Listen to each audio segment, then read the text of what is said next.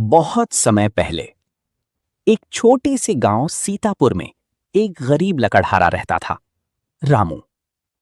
रामू रोज जंगल जाकर लकड़ियां काटता, उन्हें बाजार में बेचता और उसी से अपने परिवार का पेट पालता था।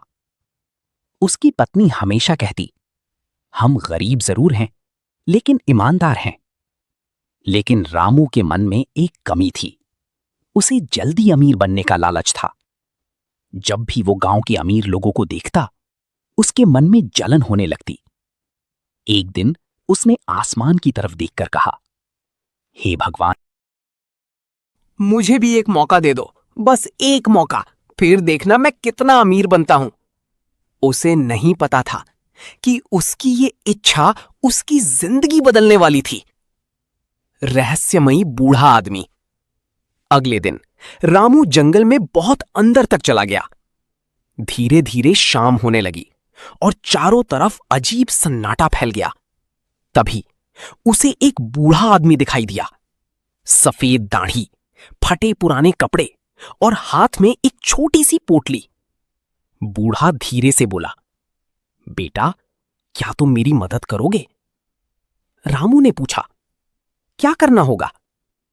बूढ़ा बोला, मुझे गांव तक छोड़ दो, बदले में मैं तुम्हें ये पोटली दूंगा।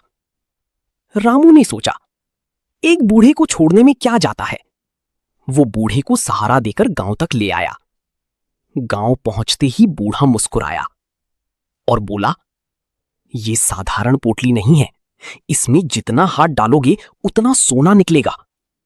रामू की आंखें चमक उठीं, लेकिन बूढ़े ने एक चेतावनी दी, ध्यान रखना, जरूरत से ज्यादा लालच मत करना, वरना सब खत्म हो जाएगा।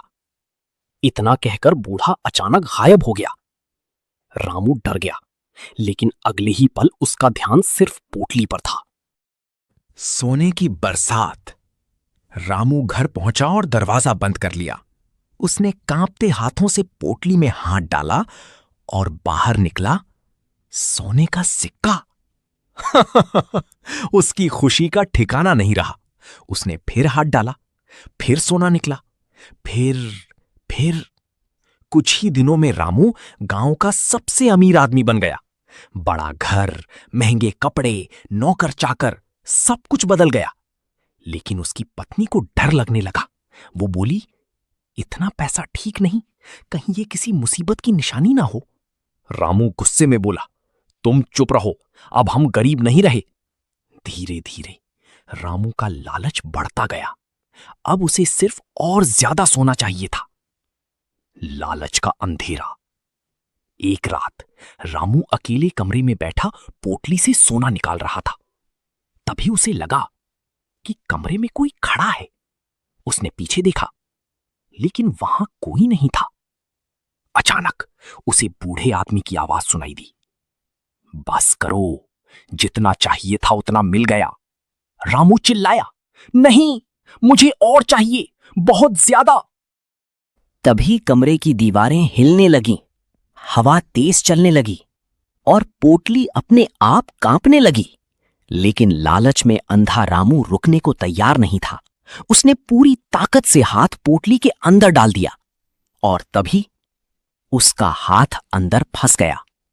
रामू दर्द से चिल्लाने लगा, बचाओ, बचाओ! लेकिन पोटली उसका हाथ धीरे धीरे अंदर खींच रही थी। पोटली का रहस्य।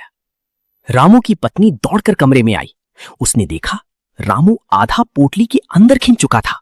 पत्नी रोने लगी, मैंने कहा था ना, लालच मत करो। तभी कमरे में वही बूढ़ा आदमी दिखाई दिया, लेकिन इस बार उसकी आंखें लाल थीं और आवाज डरावनी हो चुकी थी। वो बोला, ये पोटली इंसानों की परीक्षा लेती है। जो जरूरत भर लेता है उसी सुख मिलता है, लेकिन जो लालच करता है वो खुद इसमें समा जाता है। रामू डर के मारे कांपने लगा। वो रोते हुए बोला, मुझे माफ कर दो, मैं बस अमीर बनना चाहता था। बूढ़ा बोला, अमीर बनने में बुराई नहीं, लेकिन लालच इंसान को अंधा बना देता है। कमरे में अचानक अंधेरा छा गया और अगले ही पल रामू पूरी तरह पोटली के अंदर गायब हो गया। श्रापित पोटली। अगली सुबह गांव वालों ने देखा रामू का घर खाली पड़ा था। ना रामू था, ना उसका सोना। सिर्फ एक छोटी सी पुरानी पोटली कमरे के बीच में पड़ी थी। रामू की पत्नी गांव छोड़कर चली गई, लेकिन गांव में अफवाह फैल गई, उस पोटली में शैतानी ताकत है।